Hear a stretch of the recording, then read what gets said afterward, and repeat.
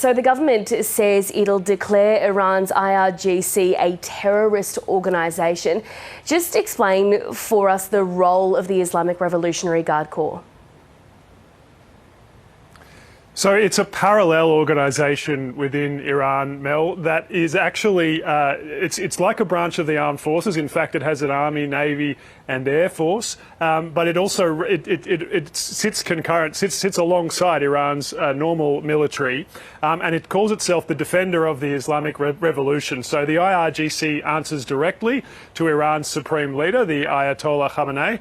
And it also has more than you would expect of a normal military. It has commercial and financial interests, its own intelligence service. It plays a big role in Iran's politics. It has a domestic paramilitary volunteer force known as the Basij that clamps down on unrest and dissent within Iran, as well as an external operations capability, which is what's really under the microscope today. So the IRGC are very powerful, probably the most powerful state institution within Iran, but paradoxically sits alongside Iran's other state institutions, and it sometimes, at times, is actually at cross purposes with them, as you'll see here with Iran's Ministry of Foreign Affairs taking the rap for actions of the IRGC. Eric, has there been a response yet from Iran? Not that I've seen, and I haven't had any response to my queries. The Foreign Affairs Ministry hasn't said anything. The government of Iran hasn't said anything as yet. This is pretty normal. Iran doesn't respond on the same media cycle timeline as Western nations because it tightly controls its messaging. Its media domestically is all very controlled. So I'm not surprised that we haven't seen anything just yet. Iran's probably trying to calibrate its message. It may have been taken by surprise by this announcement from the Australian government and the strength of Australia's response, the harshness of Australia's response to close its mission and expel all of the diplomats. But I expect we will see some denials from Iran coming in the next few hours or sometime today, my time, because that's the usual practice when Iran is accused of these type of events. And as I mentioned, the fact that it's the IRGC does allow a degree of separation between the other arms of the Iranian government, because the IRGC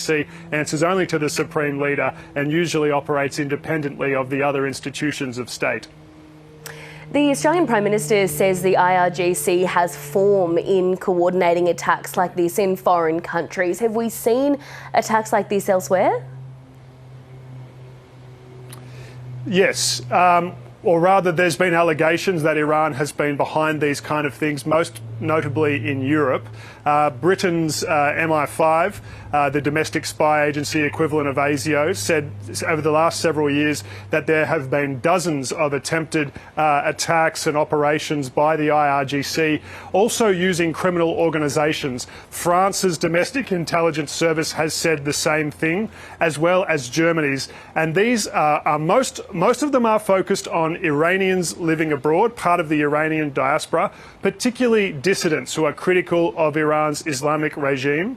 But it also includes Jewish agencies like assets of the Israeli government, like diplomatic missions, prominent Jewish businesses and things like that. So that was notably in Germany and France. There was surveillance of Jewish businesses in Munich, for example, that German intelligence services alleged was undertaken at the behest of the IRGC. So this is part of a long-established pattern of external actions by the IRGC to use proxies, criminal organisations to target dissidents and political opponents of the regime, journalists in particular, working for external outlets but covering Iran in Farsi because Iran likes to control all of the coverage and messaging about its affairs. So it has taken aim at journalists, and there's been well-publicised plots against journalists and anti-regime activists, but also against Jewish businesses and Israeli government assets. There's a long-established pattern. Apparently the IRGC changed its methods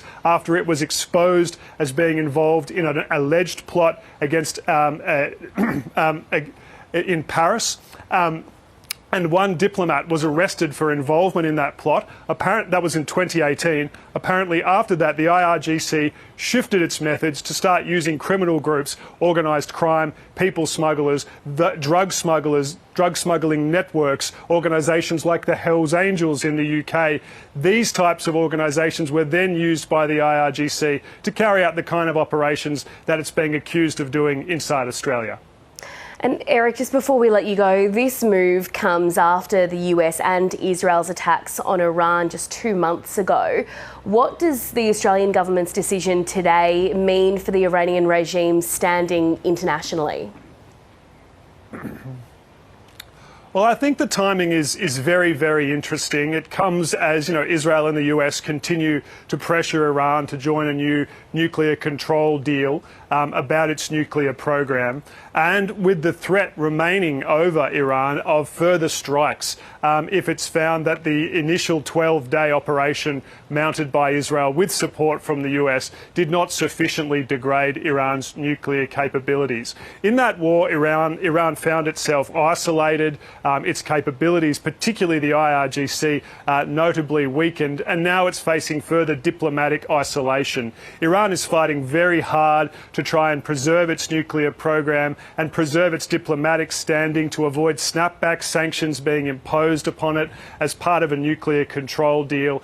So this just adds further pressure to Iran's government internationally. It has been acting domestically to quell dissent. It's been arresting people it alleges were foreign agents. It's been ramping up the number of executions being conducted inside Iran.